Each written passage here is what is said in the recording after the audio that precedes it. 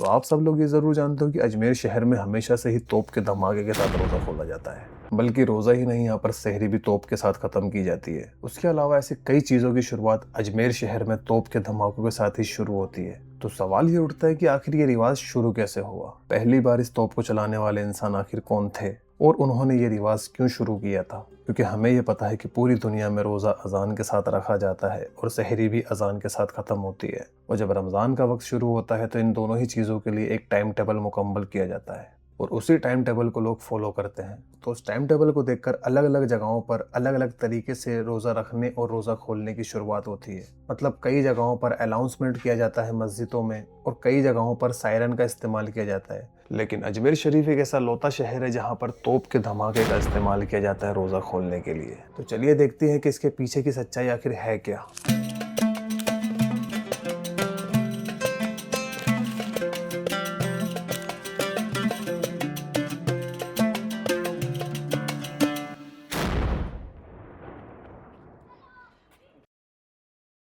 राजस्थान के दिल में अरावली पहाड़ों की गोद में एक शहर है अजमेर। यहाँ रात भी इबादत करती है और सुबह भी। यहाँ हर साल रमज़ान का महीना आता है जैसे एक मेहमान आता है, इज्जत के साथ, मोहब्बत के साथ, और अपने साथ लेकर आता है एक ट्रेडिशनल जो 800 सालों से ज़िंदा है। रमज़ान सिर्फ भूखे रहने का महीना नहीं है, ये इबादत का महीना है, ये मोहब्बत का महीना है, और अजमेर में ये एक अलग ही रंग में खिलता है।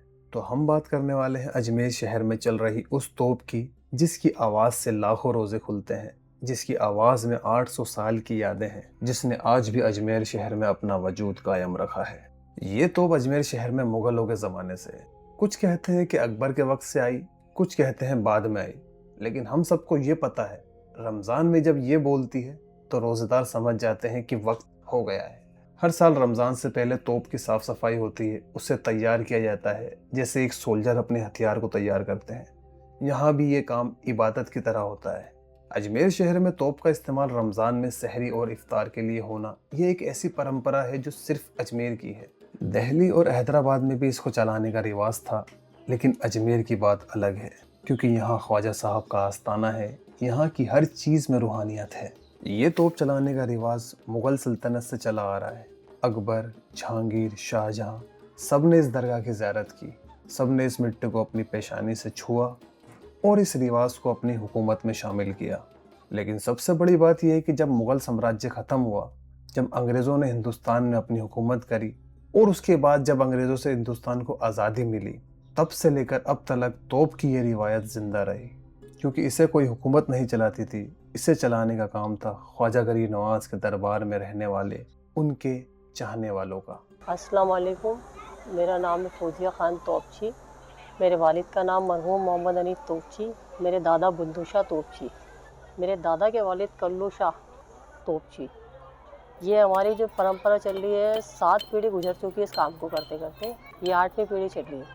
इससे मेरे दादा के वालिद करते थे कल्लू शाह, फिर मेरे दादा बुंदू शाह ने किया, फिर मेरे वालिद मोहम्मद हनीफ, फिर उसके पास से मैं फौजिया ख़ान तोपची, मेरे दोनों भाई खुर्शीद तोपची, रशीद तोपची, मेरे भतीजे इस काम को अंजाम दे रहे हैं।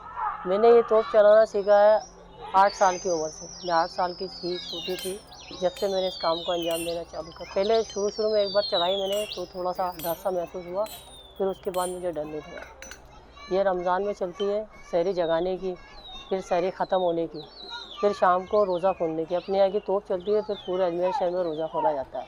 गरीब नवाज की सबसे बड़ी छठी आती है, छठी के दिन 6 तोपों की सलामी दी जाती है। वहाँ फ़कर की चादर जाती है, 25 तोपों की सलामी देती है। गरीब नवाज की खिदमत होती है, गरीब नवाज का जो उर्स आता है उसमें 25 तोपों की सलामी दी जाती है। छड़ी की जो छड़ी उर्स की चलती है उसमें 25 तोपों की सलामी दी जाती है। उसके बाद अब विभिन्न तो जैसे 11वीं शरीफ होती है, उस पर की 6 चलाई जाती है। मतलब कुल मिला के 290 तोप दागी जाती है साल के अंदर। और ये तोप नहीं, मेजर लोडिंग धमाकड़ी है। तोप बना रखी है। पहले तोप थी परदादाओं के टाइम पे पहियों वाली, बड़े बड़े पहिए थे, बहुत बड़ी सारी थी। उस वक्त आबादी नहीं थी, तब वो चलती थी। अब जो है वो आबादी की वजह से उसको जमा कर दी गई है। उसकी जगह ये अपन को मेजर लोडिंग धमाके दी गई है। इतनी बड़ी 35 किलो की है। ये पहले अपने पास ही रहती थी। अब ये जब से माहौल ख़राब वगैरह हुआ ना, तो इस जब से ये थाने पे जमा होती है। साइन करके ही लाई जाती है, साइन करके ही ले जाई जाती है।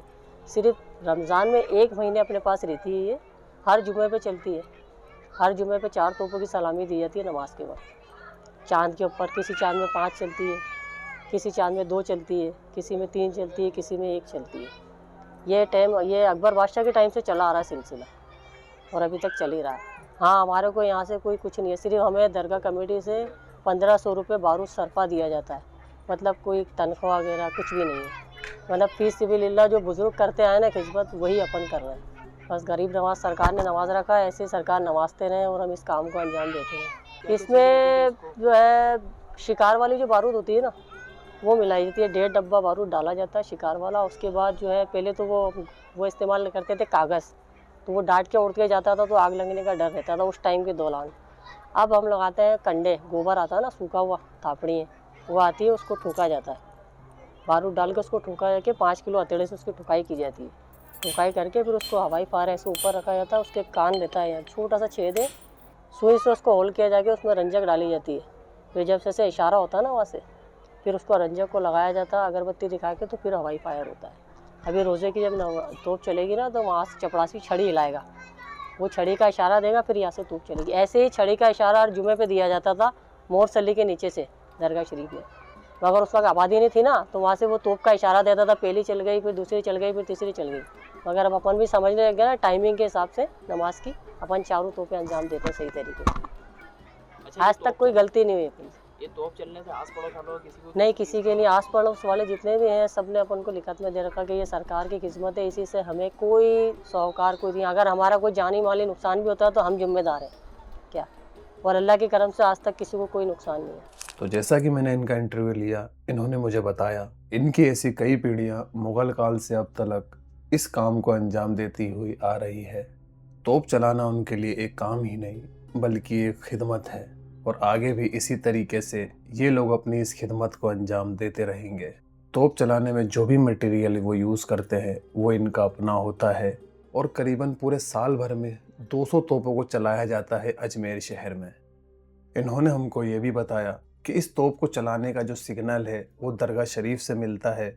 वहाँ पर एक बंदा खड़े होकर हरी झंडी को हिलाता है, उसके बाद ही इस तोप को दहकाया जाता है। कुछ वक्त पहले ये तोप काफ़ी बड़ी हुआ करती थी, लेकिन बढ़ती आबादी को देखकर किसी तरीके का कोई नुकसान ना हो, उसको देखते हुए इस तोप को छोटा कर दिया गया है।